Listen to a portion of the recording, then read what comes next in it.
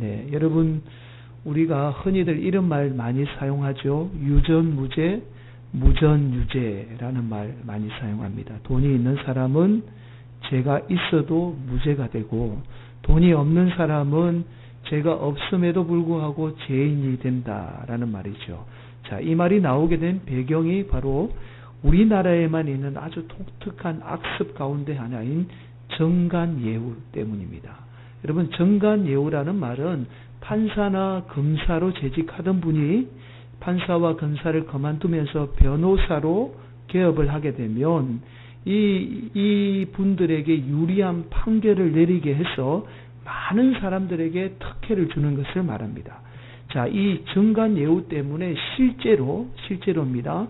판사나 검사가 변호사로 개업을 하게 되면 2년 안에 보통 사람이 평생을 벌여도 만질 수 없는 돈을 2년 안에 약 수백억의 돈을 수임료로 벌어들인다라고 합니다. 좀 놀래주셔야 되는데요. 수백억이에요. 사실은 놀라운 것은 이 수백억이 놀라운 게 아니라 그만큼 많은 사람들이 피해를 본다라는 사실이죠. 이게 더 놀라운 거예요. 자, 이러한 것들은 우리나라 사법체제의 그 가운데 절대로 변화되지 않는 악습 중에 하나입니다. 그래서 서두에서 말씀드렸듯이 유전무죄, 무전유죄, 돈이 있으면 무죄가 되고 돈이 없으면 유죄가 되는 이런 말이 나오게 된 거예요. 자, 이러한 것들이 우리로 하여금 돈이면 뭐든지 된다라는 잘못된 생각을 심어주게 되죠. 그래서 사람들로 하여금 끊임없이 돈을 추구하며 살도록 만듭니다. 결국 돈이 사람을 지배하게 되는 거죠. 이 정관예우를 통해서 우리가 알 수 있는 것은 물질이 얼마나 무서운가를 우리가 알아야 합니다. 왜냐하면 사람이 옳고 그름에 대한 것을 분명히 알고 있어요. 그런데도 불구하고 물질에 의해서 사람이 지배를 당하게 되는 겁니다. 바로 이 정관예우가 물질이 우리 사람을 얼마나 지배할 수 있는가를 보여주는 좋은 예라고 할 수 있습니다. 우리는 지난 시간까지 유대인들이 40여 명의 전문 암살범을 동원해서 사도 바울을 죽이려고 했던 모습을 발견하게 되죠. 전문 암살범의 위협에도 불구하고 하나님은 여전히 사도 바울 곁에 서서 지키시는 그 하나님의 놀라운 은혜를 우리가 말씀을 통해서 함께 살펴보았습니다.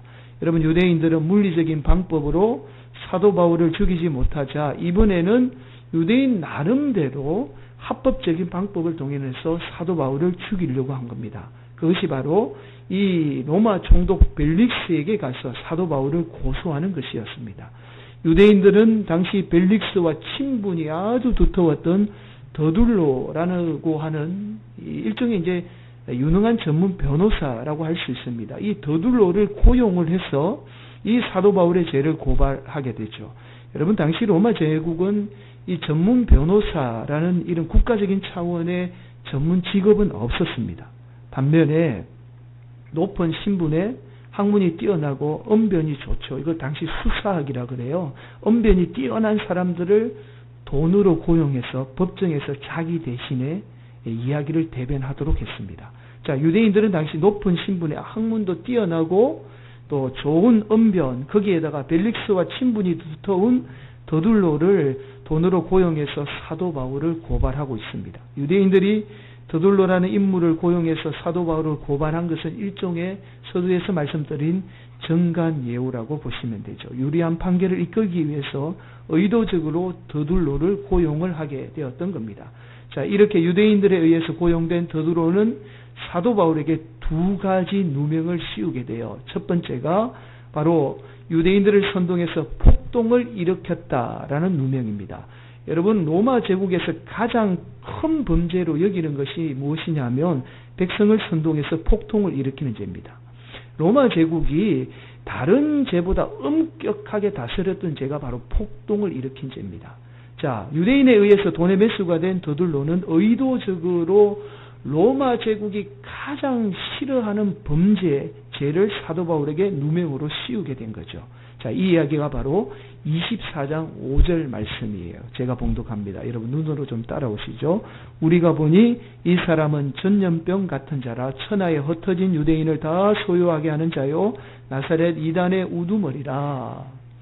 여러분 더둘로가 사도 바울에게 첫 번째 씌운 누명이 바로 유대인들을 선동해서 폭동을 일으키려고 했다라는 거예요. 자, 그리고 두 번째 더둘로가 사도 바울에게 씌운 두 번째 누명은 성전을 더럽혔다라는 겁니다. 유대인들의 성전을 더럽혔다라는 거죠. 6절 말씀이죠. 24장 6절. 그가 또 성전을 더럽게 하려 함으로 우리가 잡아싸오니 사도 바울을 마치 전염병과 같은 인물이다라고 말하고 있습니다. 그래서 사도 바울이 전한 예수님이 유대인이 거룩하게 여겼던 성전을 더럽혔다라는 거죠. 성전을 더럽힌 죄는 유대인이 가장 싫어하는 죄죠. 유대인들은 성전을 하나님과 동일시 여겼습니다. 그래서 성전을 더럽힌 것은 곧 하나님을 더럽힌 거고 그것은 곧 신성모독죄입니다. 당시에 유대인들에게 신성모독죄는 어떤 벌을 받게 되냐면 반드시 사형에 처해지게 되었습니다. 자, 유대인에 의해서 매수가 된 더둘로는 사도 바울이 로마나 유대인에게 도저히 용서받을 수 없는 죄를 지었음을 총독 벨릭스에게 지금 고소를 하고 있는 겁니다. 자, 사도 바울은 더둘로의 고소에 대해서 스스로 자신을 대변하죠. 11절, 22절 말씀입니다. 당신이 아실 수 있는 바와 같이 내가 예루살렘에 예배하러 올라간 지 12이틀밖에 안 되었고 그들은 내가 성전에서 누구와 변론하는 것이나 해당 또는 시중에서 무리를 소동하게 하는 것을 보지 못하였으니. 자, 여러분 사도 바울이 3차 전도 여행을 마치면서 예루살렘에 상경한 지가 겨우 12일밖에 되지 않았다라는 겁니다. 여러분 사도 바울은 예루살렘에 도착하자마자 당시 초대교회의 지도자인 이 형제, 예수님의 형제 야고보에게 가서 자신의 어떤 사역들을 보고하게 되죠. 그리고 그 다음 날부터 우리가 살펴보았죠.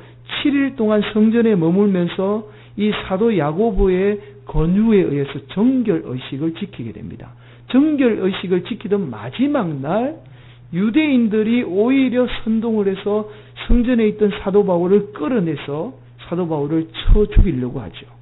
죽음 직전에 이런 사도 바울을 구한 인물은 의외의 인물인 로마의 천부장이었습니다. 천부장이 사도 바울의 생명을 구하고 사도 바울을 그 당시 안토니 요새에 가두게 되죠. 자, 사도 바울이 로마 시민이라는 사실을 알게 된 천부장은 8일째 되던 날 사내들인 공의회 앞에 세우게 됩니다. 그리고 9일째 되던 날 이 천부장이 유대인들이 사도 바울을 암살하려고 한다라는 사실을 알게 된 거예요. 그래서 9일째 되던 날 그 야밤을 틈타서 사도 바울을 몰래 가이사라로 호송을 하게 되죠. 자, 그리고 13일째 되는 날 헤롯궁에 머물고 있다가 13일째 되던 날, 오늘 본문이에요. 13일째 되던 날 지금 벨릭스 총독 앞에 서 있는 겁니다. 자, 사도 바울이 예루살렘에서 총독 벨릭스 앞에 선 날까지가 겨우 12일밖에 되지 않습니다. 그래서 폭동을 일으킬 만한 시간적인 여유가 없음을 지금 사도 바울은 벨릭스에게 지금 말하고 있는 거예요. 여러분, 폭동을 일으키기 위해서는 반드시 어떤 시간적인 여유가 있어야 합니다. 그래서 사람을 모으고 사람을 어떤 선동을 해서 어떤 폭동을 일으키죠. 그런데 지금 여러분, 이 사도 바울이 이 12일 만에 폭동을 일으킬 만한 시간적인 여유가 전혀 없었다라는 것을 지금 벨릭스 앞에 이야기하고 있는 겁니다. 여러분, 사도 바울이 예루살렘에 실제로 머문 시간은 일주일도 채 되지 않습니다. 자, 이 기간 동안 사람을 선동해서 폭동을 일으킨다라는 것은 상식적으로 생각해도 도저히 불가능한 일이었다라는 거죠. 자, 그리고 이어서 이 더둘로가 사도 바울에게 고소한 두 번째 성전을 더럽혔다라는 고소에 대해서 사도 바울은 이렇게 대변합니다. 14절이죠. 그러나 이것을 당신께 고백하리이다. 나는 그들이 이단이라 하는 도를 따라 조상의 하나님을 섬기고 율법과 선지자들의 글에 기록된 것을 다 믿으며. 자, 이게 무슨 말이냐면 사도 바울이 전한 예수님이 이단이면 오히려 유대인들이 그토록 철저하게 믿고 따랐던 구약의 말씀에 의해서 오신 분이 예수님이라는 거예요. 그러면 결국 사도 바울이 전한 예수님이 이단이면 유대인들도 이단이 될 수밖에 없다라는 이야기를 지금 본문을 통해서 하고 있는 거죠. 자, 여러분, 결국 돈의 누님은 더들로는 전혀 사실이 아닌 것을 마치 사실인 것처럼 꾸며서 총독 벨릭스에게 사도 바울을 고소하고 있습니다. 그러나 당시 로마법으로 어떤 사람을 고소하기 위해서는요, 반드시 법정에 정언할 정인이 있어야만 했습니다. 벨릭스는 친분이 두터운 더들로의 고소에 자신도 동조하고 싶었으나 사도 바울을 고소할 만한 확실한 증거나 어떤 정인조차도 찾을 수가 없었던 거예요. 자, 이 이야기를 19절, 20절이 말씀을 하고 있습니다. 제가 봉독합니다. 그들이 만일 나를 반대할 사건이 있으면 마땅히 당신 앞에 와서 고발하였을 것이요, 그렇지 않으면 이 사람들이 내가 공회 앞에 섰을 때에 무슨 옳지 않는 것을 보았는가 말하라 하소서. 자, 터무니없는 고소에 벨릭스는 사도 바울에게 어떠한 혐의도 심지어 정인조차도 찾을 수가 없었던 거죠. 그래서 로마의 시민인 사도 바울에게 유죄 판결을 내릴 수가 없었던 겁니다.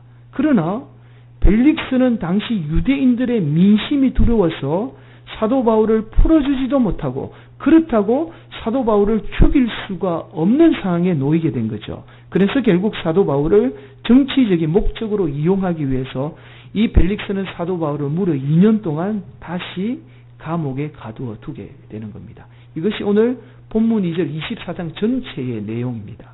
여러분, 당시 총독 벨릭스의 아내가 유대인이었던 드루실라라고 우리가 봉독한 말씀에서 이야기를 하죠. 드루실라는 우리가 지난 시간에 잠깐 살펴봤죠. 헤롯 아그리파 1세의 딸입니다. 막내딸이에요. 이 헤롯 아그리파 1세가 누구냐 하면 우리가 흔히 아는 헤롯 대왕의 손자입니다. 그러니까 지금 이 드루실라는 이 정손녀예요. 헤롯 대왕의 전손녀고, 지금 유대인을 다스리는 분봉왕이 누구냐 하면 헤롯 아그리파 2세예요. 그러니까 2세의 여동생이 드루실라죠. 원래는 이 코마게네 왕국의 왕자와 결혼을 하려고 했는데 이 왕자가 유대계로 개종을 안 한다라는 이유 때문에 결혼을 하지 않습니다. 이 얼마나 신실했던지를 알 수 있는 이 대목이죠. 드루실라가 그만큼 유대계 신실한 신자였습니다. 이 반면에 기회주의자였던 이 벨릭스가 이때 나이가 60세예요. 그리고 드루실라 나이가 18세밖에 되지 않았습니다. 어떤 책에 보니까 16세, 어떤 책에 보니까 17세, 18세. 그래서 많이 먹었다 치고 18세라고 그렇게 가정을 합시다. 그런데 이 벨릭스가 드루실라 미모에 반해서 이 드루실라를 아내로 삼기 위해서 자신의 아내와 이혼을 해요. 그리고는 18세 여인과 결혼을 할 수 없잖아요. 그러니까 어떻게 하느냐면 마수사, 그 당시 유명한 마수사를 돈으로 매수해서 이 드루실라가 자신과 결혼하지 않으면 죽을 때까지 불행한 삶을 살 수밖에 없다라고 마술을 점을 치도록 하죠. 자, 순진한 드루실라가 돈에 매수된 마술사에 속아서 이 어쩔 수 없이 결혼을 하게 된 여인이 바로 드루실라입니다.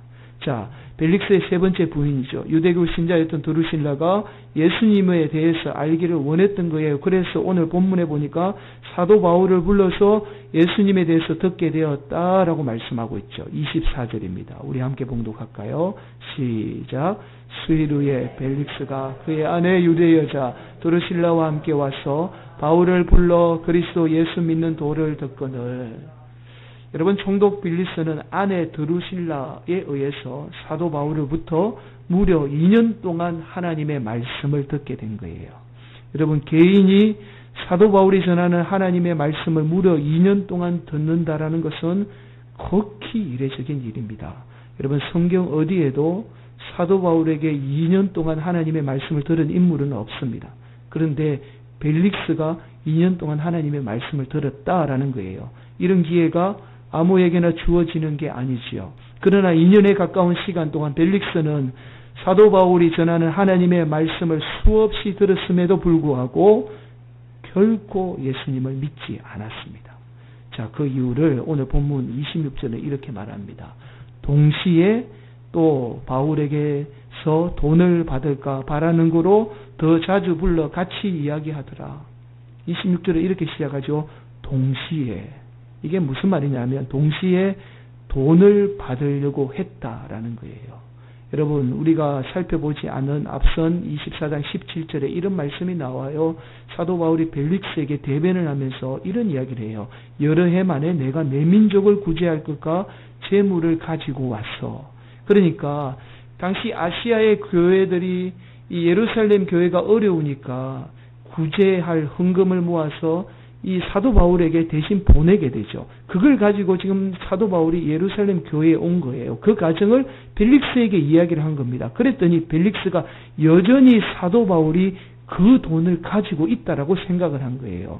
그래서 벨릭스는 동시에 사도 바울로부터 돈도 받고 하나님의 말씀을 듣기 원했던 거예요.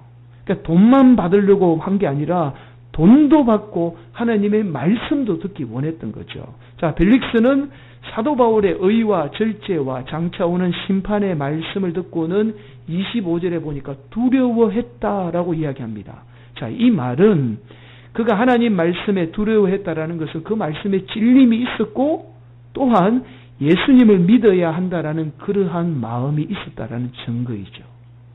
자, 그러나 기회주의자였던 벨릭스는 돈과 하나님을 동시에 섬김으로 2년 동안 하나님의 말씀을 끊임없이 들었지만 결코 예수님을 믿지 않았던 겁니다. 여러분, 당시 총독 벨릭스의 형이 로마의 재무장관인 팔레스입니다. 제가 지난 시간에 잠깐 언급을 했는데요. 지금 우리나라로 치면 경제부총리쯤 되는 사람이 벨릭스의 형이에요.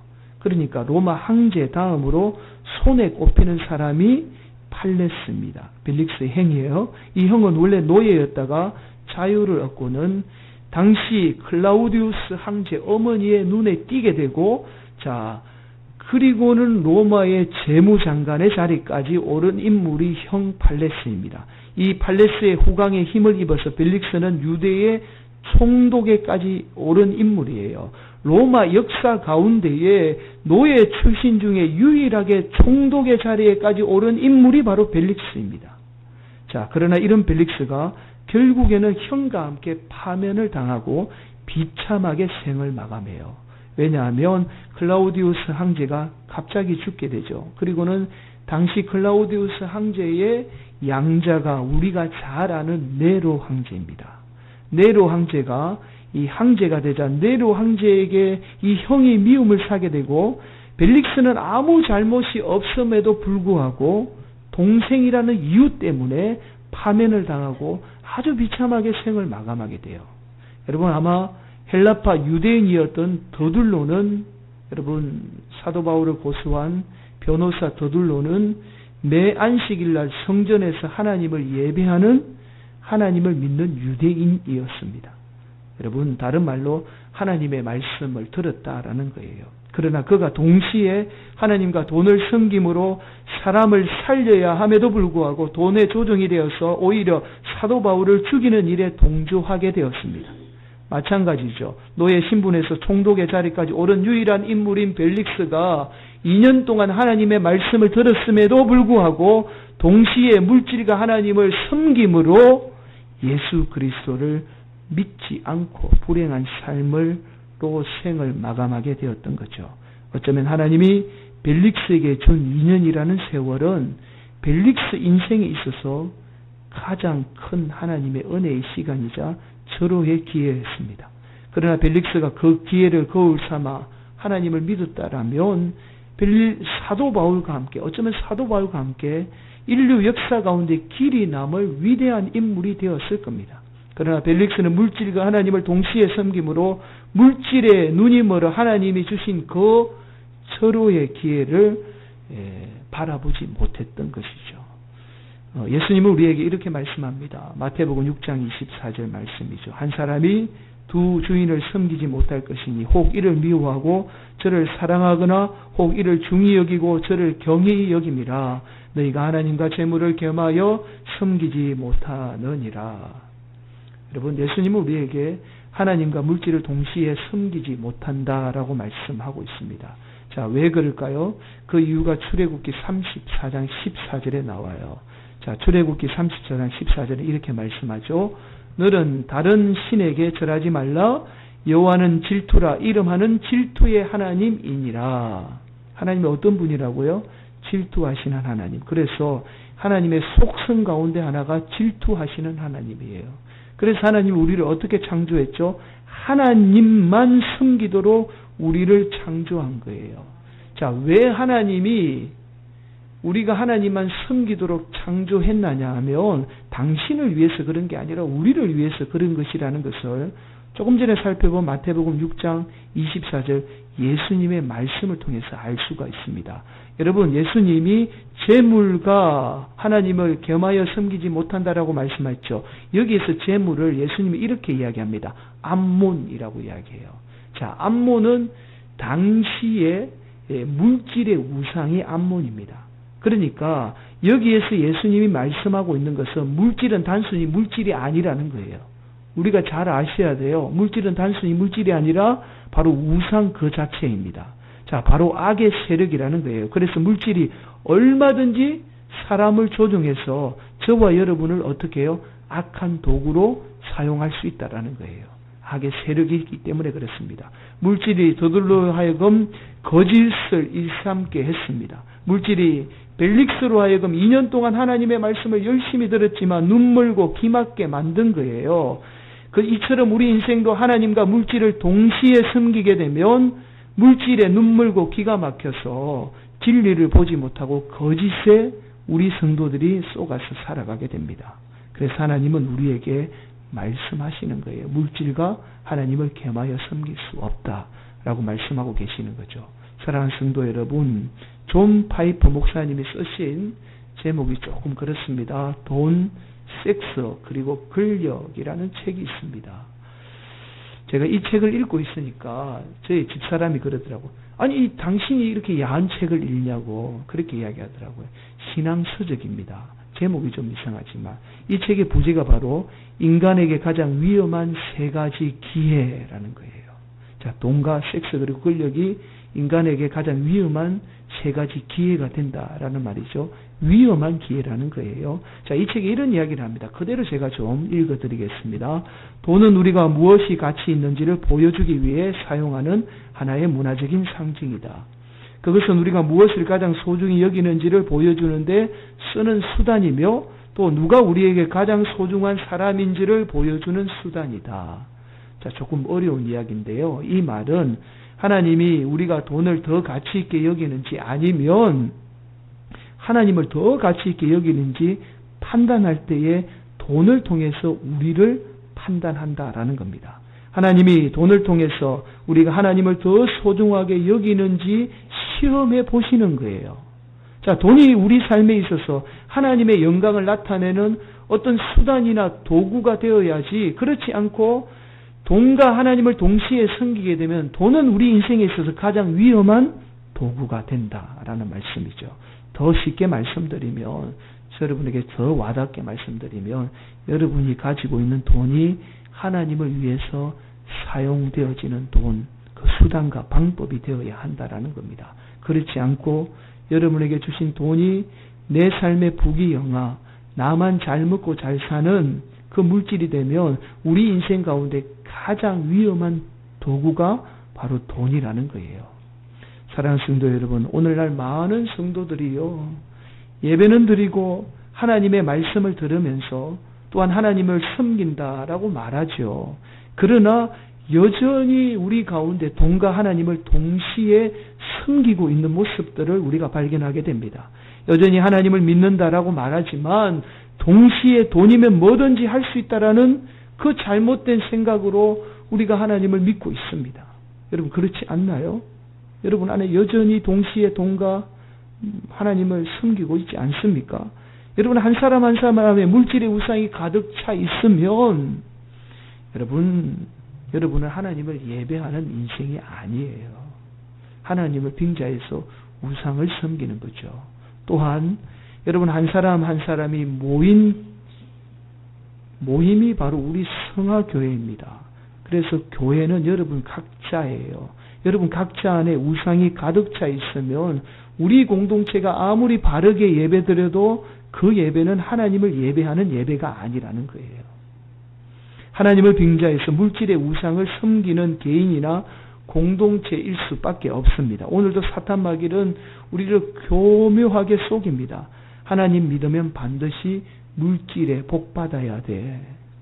그래서 물질 강구하고 물질을 위해서 예배드려야 돼. 물질을 위해서 하나님 섬겨야 돼. 라고 우리를 속이고 있죠.